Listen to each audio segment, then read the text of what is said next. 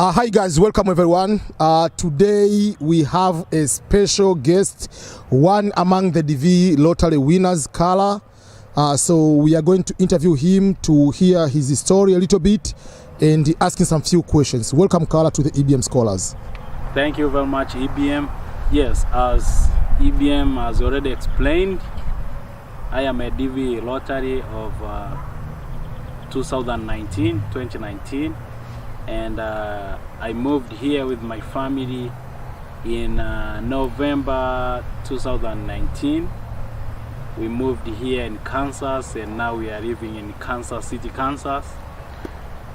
Yeah, so we have a lot of questions. Let me start very straight to number one question.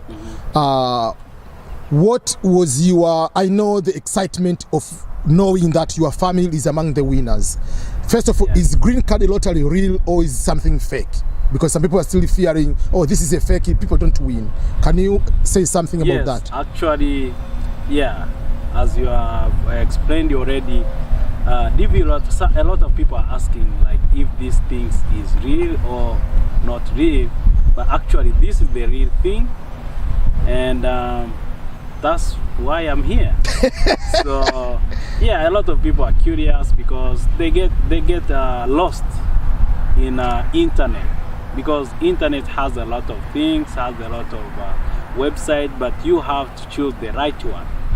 So if you choose the right website for this program, I think you will get to understand, and you have to just read, as you know, you have to be careful in reading the information provided there, so you will get good information to know if it is real or not. But yeah, it is real, and I've been, you know, meeting some few friends who are also green lottery winners. Yeah. Another question is, what was your interview like? People are some getting scared, but what was your experience? How long was it your interview, and overall, how was the conversation until you were given the visa? Okay, after winning green card, the next step was to apply for a visa. That means everyone who wants to come to United States, you have to do an interview. They have to know your background, they have to know you before they let you in. So the interview was not that difficult compared to other visas we usually hear about. For example, tourism visa, you know, students visa, you know, it's usually different from this. The reason why this program is run by a government, so it's within a government institutions. So if they choose you, that means everything is run by the government, so there is no private institution associated with. So I think that's why the interview is not that difficult, because anything you write in your application form, it will be anything you can be asked anytime. So it didn't take long, it took like 6 to 7 minutes kind of, but yeah, it was like just a conversation. They wanted to know how will me and my family be able to afford life in America. How are we going to do, you know, like to cope up with the culture and a lot of things. So it was kind of like conversation. Was it like, you know, sometimes people some people it's the first time to go to the US Embassy, but for your situation, was the conversation threatening, or was just more as a friendly, casual conversation, normal question asking, or was intending for you to not getting the visa like threatening way? No, actually the interview was very, very friendly. It was like, you know, discussing, having a friendly conversation with someone you know. So there was no strange question, and the good thing, like a guy will be, an interviewer was giving us a room to ask whatever you don't understand. So you can see how flexible it was. So it was flexible. You can ask questions if you don't understand, and they can ask you even to revise. They can ask you even to look on a certain document. For example, I think I just wrote a certain level of education whereby I didn't attach my certificate.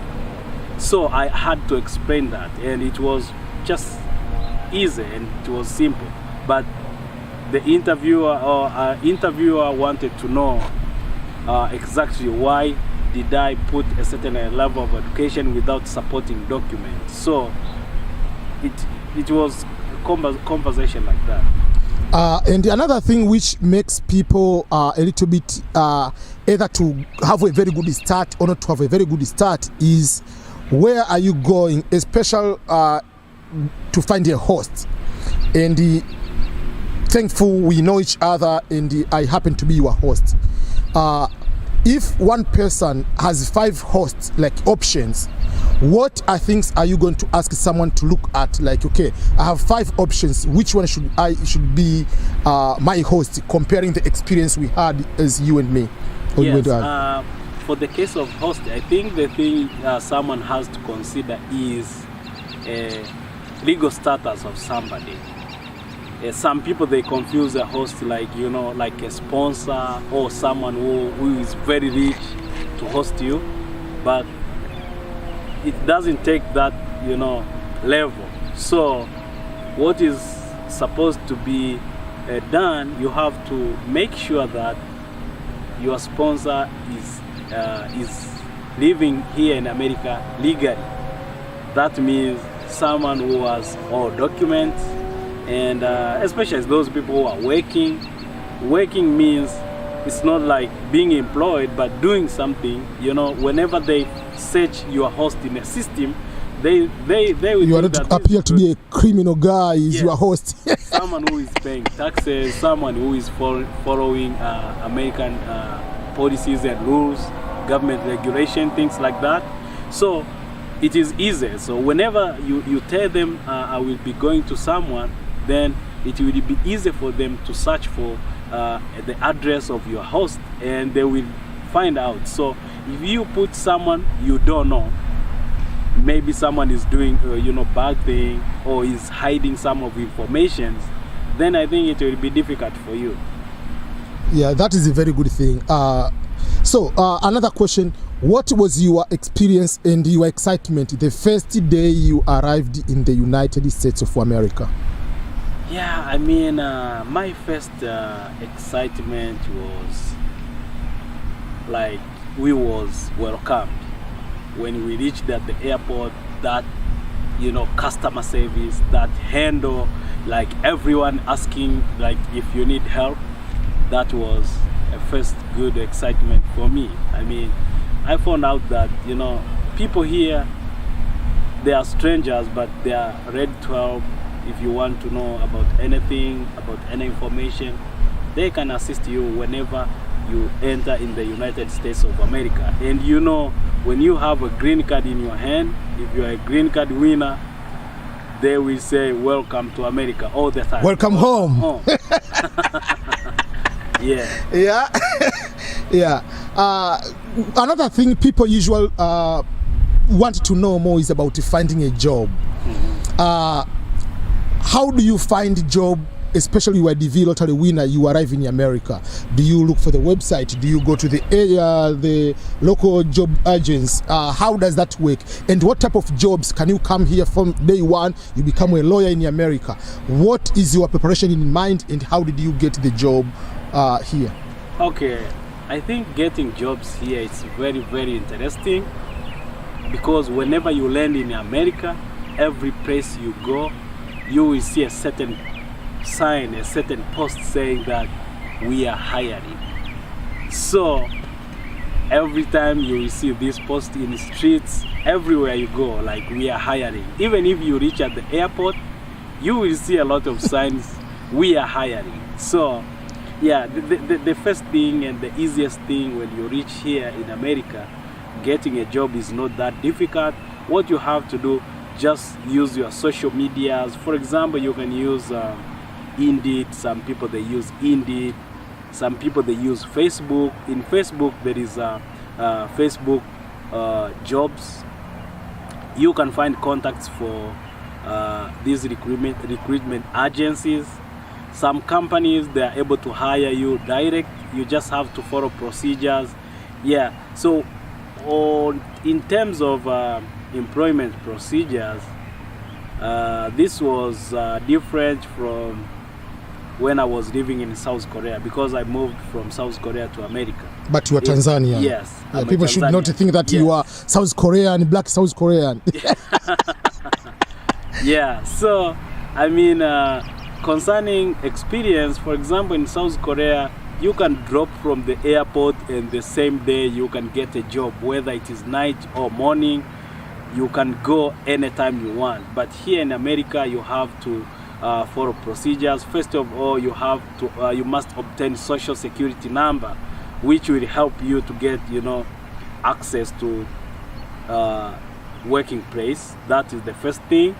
But the second thing, you have to do background check, because, for example, here in America, if you are on drugs, there is no way you can be employed. So you have to take drug test, and they will do a little bit background check within 3 to 4 days. That's where they can just, you can now discuss about when are you ready to start your new position. And what is the average minimum wage, or the general, most of the jobs when you start, how much can you get paid per hour? Okay, so here in America there is a lot of non-career job. Non-career job means whenever you land in America, you have a certain career. It is not that within the first week or within the first month you will be utilizing your, career-wise your skills.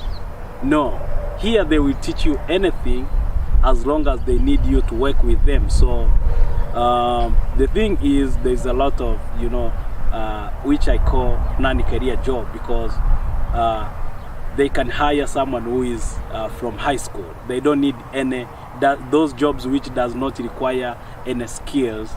Yeah, here in this state, I think they say this state has, good employment opportunities. So this job starts at least from 16 to 25. Some of other, difficult hard jobs like construction, someone can get even paid $30 per hour. So it depends on which one you want. Okay, that's very, very good.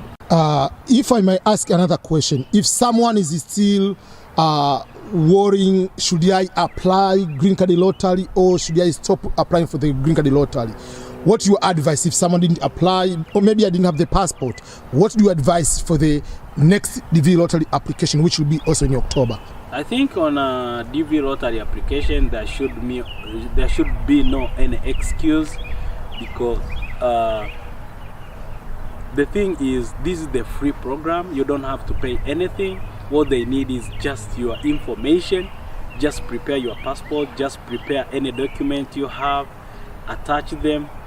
Do application, and just wait for your luck. Just wait for your chance to come here in America. You have been here in America so far for a year and a half, going for 2 years now. Do you miss any specific thing, either in Tanzania particular, or because you have been also in Korea for quite some time?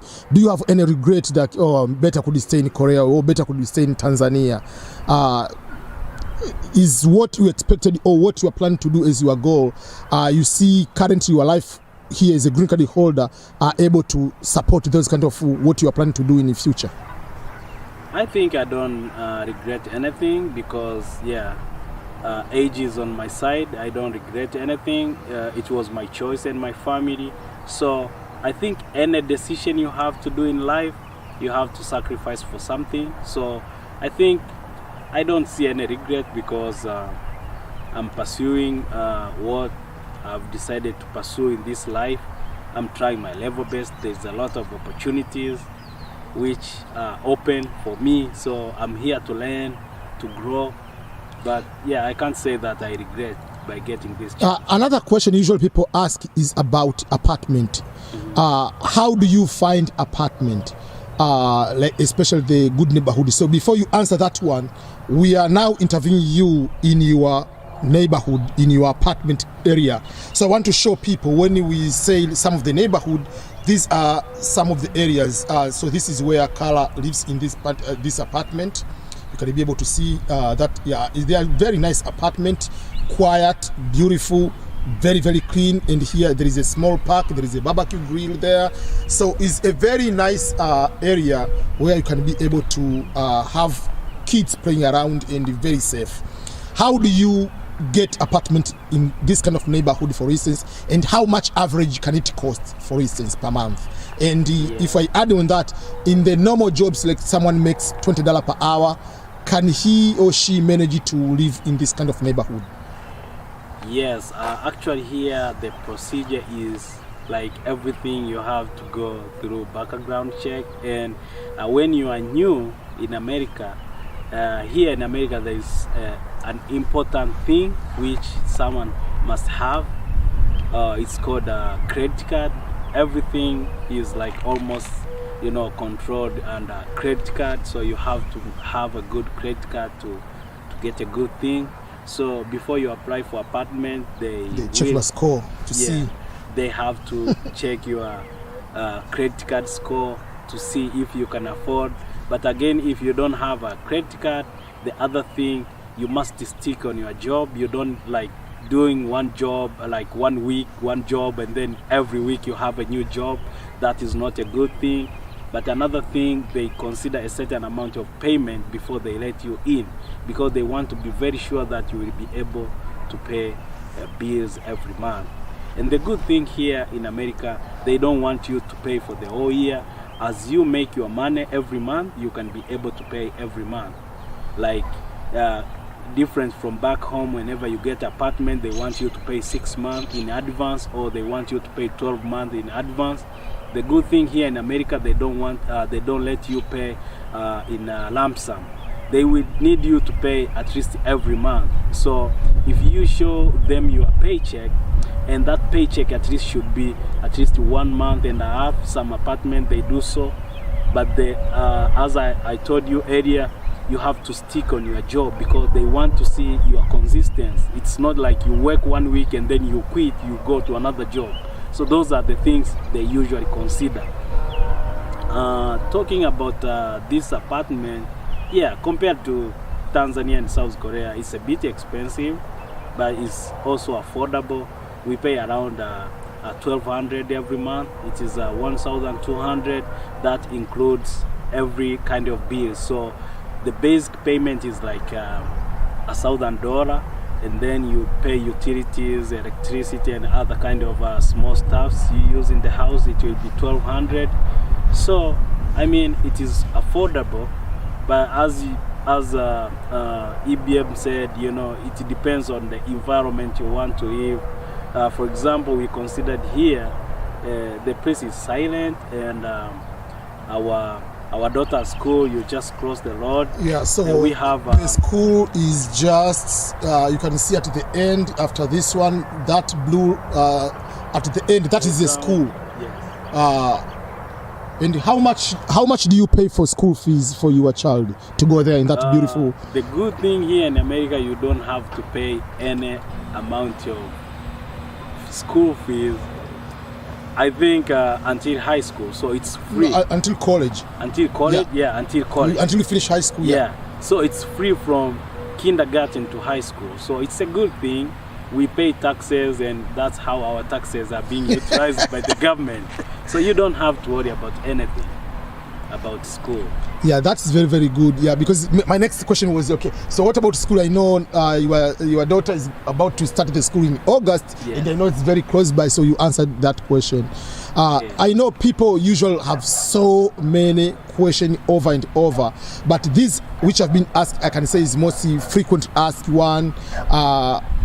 I know, maybe if I might ask like the cultural question, for instance, when we come here, usually we have a tendency of converting the money in our head. For instance, let's say you are using Tanzanian shillings or Kenyan shillings or Rwandan franc. So you go to a place and you are supposed to buy maybe coffee or tea. They say it is $2. $2, how many? Like 4,000 Tanzanian shillings? Oh, this amount Kenyan shillings? No, I'm not doing. Did you have that kind of thing of doing some translation in your head a little bit? Then if yes, at what point you'd say, no, this is not helping me because I'm making the money and I live here, so it will be no more expense like any other expense? I think for me, I didn't find, you know, I was not having a lot of question about payments because as I told you, the experience I had in South Korea was at least a bit, you know, similar to America. But yeah, so when it comes to purchasing stuffs, I don't question that much. The problem or the difference was they don't disclose the full price of products here in America. So they don't include taxes. So whenever they put price tags on products, they don't include taxes. And then you will be surprised when you go to pay on the counter that this product is this amount, but why is it increasing like this? But I don't think that is a big deal.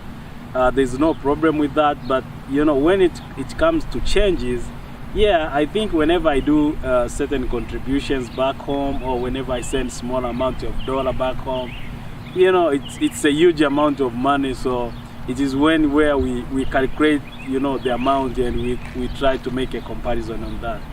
Another quick question is, if a new person, the V lottery winner, either the 2021, 2022 coming results up, is processing to come to America, what are the most important things you will tell? Don't do this number of things, or make sure that you are aware of these kind of things in order to succeed quicker here in America?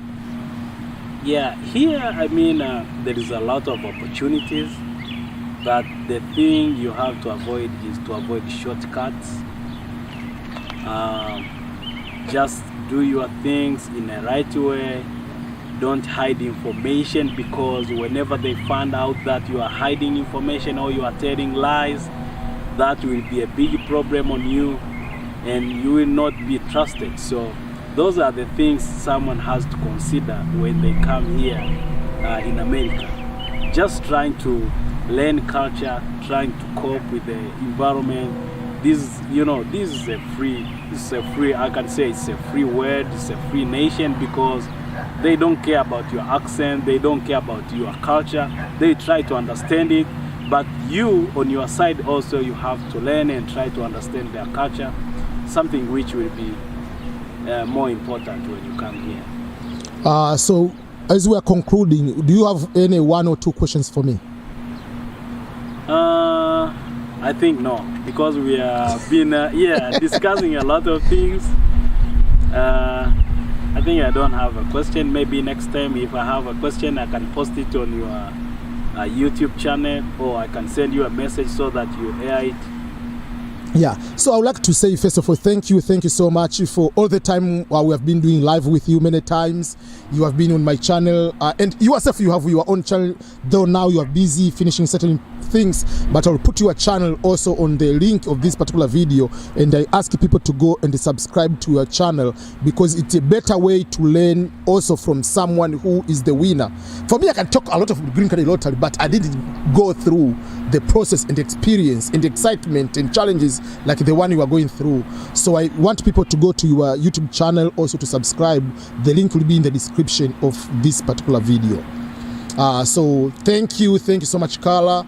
May God bless you, and we'll keep in touch. I want also, before we leave, I just want to show people again the neighborhood. People just want to know some of places people live here. So this is the neighborhood. Like, they have also a small park around here. You can be able to see. Yeah. So it depends on where do you live. It determines the price, the neighborhood, the level of the crime, how the apartment, 1 bedroom, 2 bedroom, what things are around. Like you see, the school is here. There is a little park you can be able to play around with your kids, but everything is clean, close by, kind of that. So, okay, Carla, thank you so much. May God bless you, and goodbye, everyone. Remember to subscribe to Carla's YouTube channel too, and myself. All the best for the DV Lottery winners. Welcome, everyone. This is EBM, and today we have a special guest today on the EBM Scholars. We are talking to one among the DV Lottery winners. We know we are waiting for the results, and the people are excited, so the better way is to bring someone here to share the experience as the DV Lottery winner. Welcome, Christopher. Oh, thank you. Thank you very much. Yeah, first of all, introduce yourself. I'm Christopher Masami, DV Lottery winner of 1918, I think. 2018, yeah. 2018. I have been here for some times now, so I want to share something with you guys about green card, and it is the season now. Yes, the results are coming out this Saturday, which is May 8th. I know people are excited. How excited were you when you find out you were the DV Lottery winner? It was a very excited moment, and it was very wonderful moment because I did not expect, and the news was coming during the night. For example, due to the hour difference between the US and Tanzania, so I was asleep by then. And once I got the news, it was very shock and happiness. It was such a good moment ever once I got the news of winning a green card lottery. Yes. There are so many people who are still not believing that the green card lottery is real or you can win, and you are one among the winners. Can you try to convince or tell people about yes, it is real, and yes, you can apply, you cannot win, and you can win sometimes? Is you as example? This thing is real, and there is both possibility of winning and losing, but losing does not mean you disqualify to reapply. So what I can say is something is real, so you can, it is opportunity, so you can reapply, you can and you can win or lose, so anything can happen. So there is nothing scam on this, so people I encourage people to apply because anything can happen. So once you apply and you win, you can it is real, and it is little, and you're gonna have other step ahead after winning. So there is no need of scared or hesitating of doing things of applying or applying this green card lottery, because it is real and it is there for you. So there is no need of not to participate in this. The good thing about you, before you won the DV lottery, you have been in America before as a Fulbright scholar for almost 1 year. Yes, 1 year. So my question, I cannot ask you what was your first time as a green card lottery in America, but I can say what was your experience of cultural difference between Africa and Tanzania in particular, and in America, either at the time of the experience as just a scholar, or now as a Fulbright scholar, or now as a green card winner, because now you don't have restrictions like while you are a scholar. What is the major, maybe cultural difference or like excitement, like okay, there is a possibility of having a good life in America? There is being a Fulbright scholar and a green card lottery winner or green card holder there is a huge difference in terms of restriction in working. So being a Fulbright scholar, there is a lot of restriction. You have like 20 hours of working, but being a green card winner, which means or green card lottery or green card holder, means like you can work as long as you want. There is no restriction of hours of working or how many jobs you're gonna work. So there is a big difference in working permit and of course in being both. But in another perspective, being in the US and African or in Tanzania in particular, there is a lot of cultural difference because in the US, like it is like a lonely country. People are staying indoor than outdoor. And in Tanzania or in African week, you can go anywhere. You can visiting people and welcome visitor or what is, and you can go just showing up to someone's home without even notification, invitation or whatever. But here is a little bit different. Culture, food, and so many things are completely different. So I got an opportunity of being a Fulbright scholar. So where I met even people from other countries like 20 or 80s or 100. So I learned different cultures, different people. I met different people. So it was not a big deal for me to come as a green card holder or winner any second time, because I have been here for 1 month, well, for 1 year, 10 months. So I was aware of what is going on, how things are doing in the state and whatever. When you are talking about the food, there is a little bit different. I don't know, there's a little, a lot. But what type of American food up to now you don't like at all? For me, I have a lot. There are a lot, because, for example, something like salad is like... The grasses. I can't eat those because... You're not a goat. Yeah, it's like... because once I tasted it sometimes, it's like, we know we used to eat greens, but they cook the greens. But here they do not cook the greens. It's like grasses, typical, like you are eating like spinach without cooking, something like that. I can't do that. And maybe pizza. There is something which in African looks, the food here, for example, burger or whatever, they look like big deal in African, but to me it's not big deal. So I don't know, because I don't prefer to take those stuff. So I prefer to eat common food or African food. Okay. Because when you started the life here, one of the things after winning is to find a host. Mm-hmm. And it happens that I'm your host. Mm-hmm, yeah. What is the relationship between you and I? The relationship between you and I is bloody relationship. He is my uncle, so and we grew up together, so we have a lot in common. So, but basically he is my bloody uncle. So yes. that makes easier for me to have host here. But yes, the most important thing is to have a host, whether it's blood related or non-blood related. So when you have host, it reduces some cost of living, and as you come here as a stranger, you know nothing, you know nobody. So when you're having host, means you can have a place to stay and to have a process to have a card and whatever during this in you. Another question which I wanted to ask you as a DV lottery winner is, how long did it take after arriving in America to get your actual green card, the actual card? It take I think one month. It depends on, there is a payment of $220. Yeah. When you pay I think the earlier the better. When you pay early, it facilitates to get the green card, the actual green card in early time. So you may pay such $220 before even coming in the US, which will facilitate them to process your card before arriving here. So when you get here, you can in a few days or like 1 month. Yeah, 1 month. 3 to 4 weeks. Yeah, you can have such a green card. One of the things you mentioned about the green card holder or permanent resident, you can work many jobs you want, many hours you want. Let us start about looking for a job. Is it easier for a green card, if you have green card, to find a job here?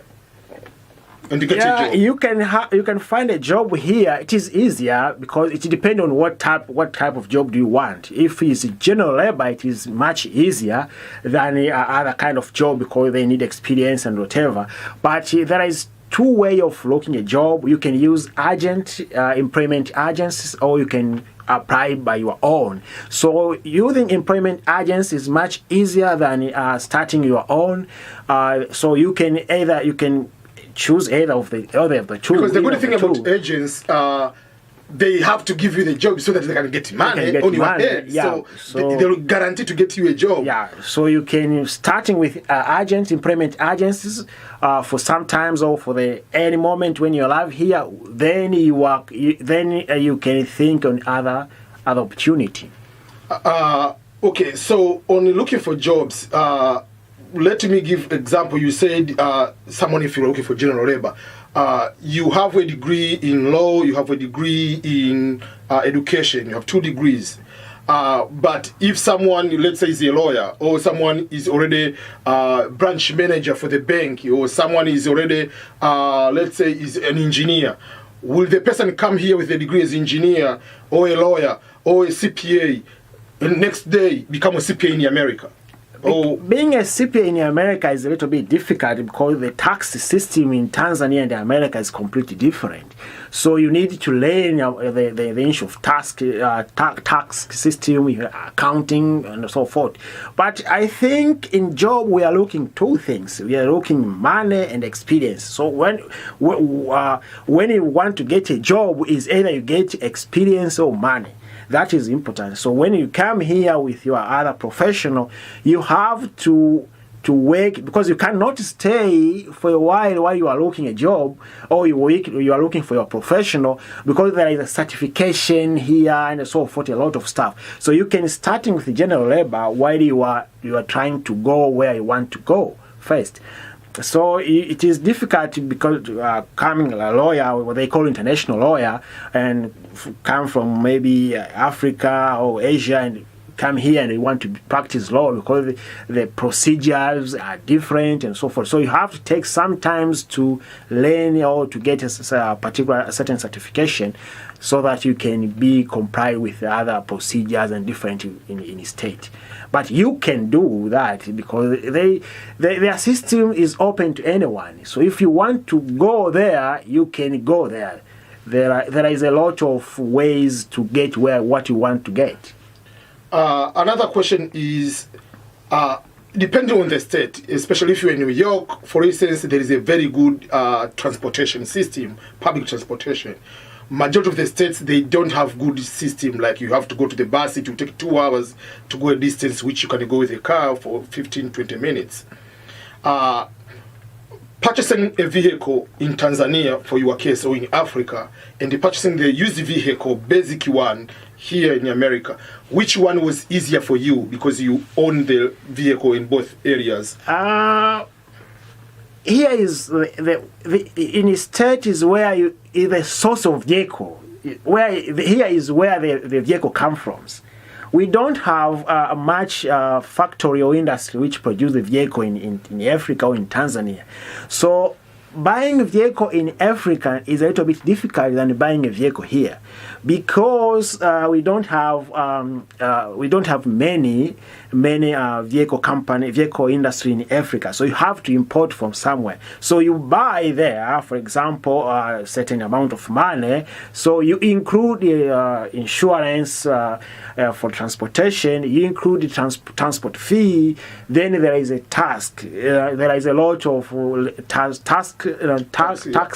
So you have to pay tax in Africa, and which is a little bit complicated. There is a lot of charge. So it's like the tax in Africa is almost the same of the buying price of the vehicle in maybe in Japan or UK. So you may go to like it is a little bit huge compared to here. Here you can buy. And because you don't transport the car to another country, just buy and start using. Also, there is a financing system, so you can take a brand new vehicle and paying a little, which is not easy to in Africa unless you buy a lot of cars. Maybe you go in Japan and buy maybe 30 cars, so they can give maybe 1 or 2 cars for on credit. But here there is a credit, so you can buy on credit and whatever, and there are a lot of used cars, so it depends on your purpose and whatever. it is easy here than there. And it is the, and speaking of the vehicle, the cars, here is not, in my opinion, which I want to ask you. In Africa, sometimes the brand of the car is going to matter a lot. I'm driving this kind of SUV. I'm driving this one. It's a prestigious certain type of car. But here, because you are going to work to get money and pay bills and other things, do you think people value about the, especially majority of people, not like rich people, I'm talking the majority of people, do they value like I'm driving this Honda Civic or whatever? Is it a big deal here? It is not a big deal because the majority, because buying a car, sometimes it depends on a purpose of buying a car. What is the purpose? The purpose of buying a car, it may differ from one person to another. For example, I was buying a car so that I can move from one place to another, going to work and returning home, to get to the work on time and getting home on time. So that was my purpose. So what I want is the car is good enough to get me there. That was the big deal. But I think for those who have a precaution money or want to buy a car for prestigious, there are, but majority of them, they don't care about it. They care if the ride is good for moving here and there. That is matter. That is much important here, because. Okay, I have another question, and this question is, some people when they come here, they want to figure out, if I'm the DV lottery winner, but I don't want to live for the rest of my life in America, I want to invest in Africa. You have that experience. For working hard, is it possible I can get enough money to start my business or like farming or something and to build something in Africa or in my country? Or I'm coming from Philippines, or I'm coming from Nepal, I can build something in my country. I come here, I work for maybe 10 months, or I just send the money there. Is it possible? Or once you come here, you have to abandon everything you have in your country? It is possible to transfer the capital from here to there because of international finance, because of currency exchange, because of the power of the currency. So you can get such advantage when you earn here. It is easy to transfer from US to your country and doing something there, or invest or doing business there. So you can get your capital in an easy way without him taking a loan, maybe, because having a business, because we say cash flow is the stomach of the business. So it is easier to establish business from your home country, from the source of money from US. So it is easy. You can come here. And working hard for sometimes, or working 2 to 3 jobs for sometimes, in order to get capital to establish a business at your home country. It is very easy. Yes, if you have those plans. Yes. I ask that way because I don't want people to come here to think that if I go to America, I must just do everything in America. You have the option also, like doing things on your own country. But it needs someone from your hosting country, and someone should be trustful and well understanding of the situation, because it happens you can send money and people, they consume the money without, and you just go there and say, oh, we have this. I built a house over there. When you go, where's my house? He showed nothing. What is the swimming pool? It's just he showed nothing, and this happened. But nowadays is like there is a lot of communication, WhatsApp, Telegrams group, photo and whatever, is compared to those times. But sometimes he can take a snap of, maybe you build a school over there. He can take a public school and say, hey, this is what I'm doing there, building for you, and something like that. So it needs someone who is trustful. In the similar line, some people think that if you get a green card, you are the winner of the DV lottery, or you get a green card for any other means. Some people, they think, oh, you are now American citizen. No. Is a green card holder is the same as being American citizen? He's not. There is difference between a green card holder and an American citizen. You can be an American citizen for certain time. I think 5 years. After 5 years, you can, if you want to, but if you don't, you can. So there are in working, the difference in between both in working is a little bit is not huge. For example, Americans green card holder are not required to work in many jobs from federal jobs, but in state job you can work.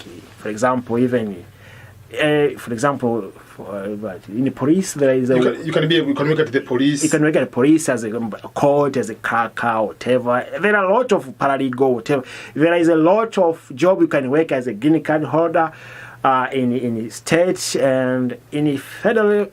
Majority of the federal, you have to be a citizen. You have to be a citizen. So that is the difference in terms of working. But so I think it is not a huge difference, but that is. Yeah, so you have the option if you want to become a citizen or you don't. Or you don't. Yeah. So it's not going. Whatever. Depends. What do you want? What do you want that citizenship for? Yeah. Just like you were saying, like, what is the overall purpose? Like, is it a mass? There are some countries that do a citizenship. You can do. What are you gaining? What are you going to lose? You have to think all those kind of things. Yeah. Sometimes you can think if you have dual citizenship in your country or not. So if you take a citizenship here, it affects your home country, and if you have maybe investment and whatever in your home country, so it depends. What you're gonna lose, what you're gonna win. So it needs sometimes to consider other factors, socio-economic and whatever. If someone has either is the DV 2021 winner or is going to be the winner for DV 2022, and he has maybe 3 hosts. One is in California, another one is maybe, let's say, in Ohio, another one maybe is in New York. Where would you advise a person to go and why? I think Ohio. I think Ohio, because California and New York is the cost of living in California and New York much higher compared to Ohio. So it depends, because you come in state to spend or to do what. If you come to state, because the basic needs are almost the same. You can find maybe hospitals, maybe and other basic need.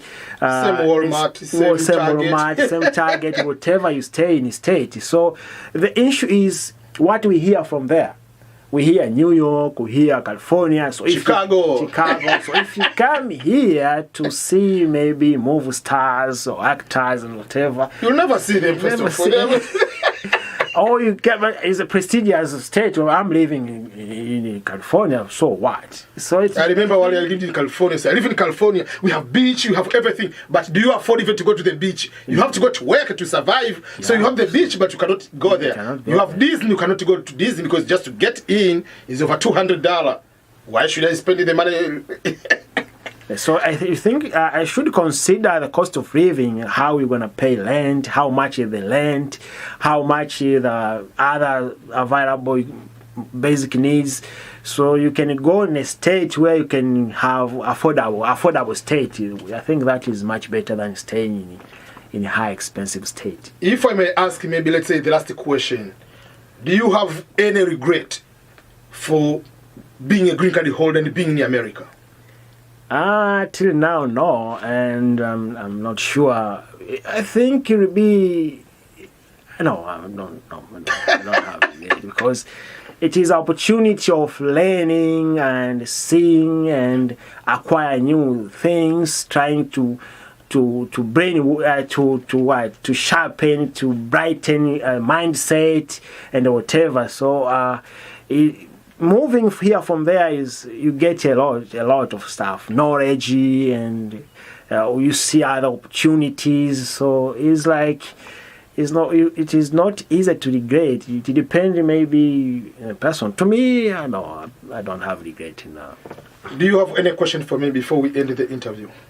No, maybe I can thank you for what you are doing, and I appreciate, because you help a lot of people, and people, they should consider and they think this is a platform, this is the way, because we is a platform where you can get correct information. You know, there is a misinformation about the Western, about Europe and America, which make a lot of people to go crazy. So this is the only one and only platform where you can learn and acquire more. So try to subscribe to EBM Scholars. Thank you so much. I really appreciate. And another time we'll ask you to come back to give some updates on something to other people.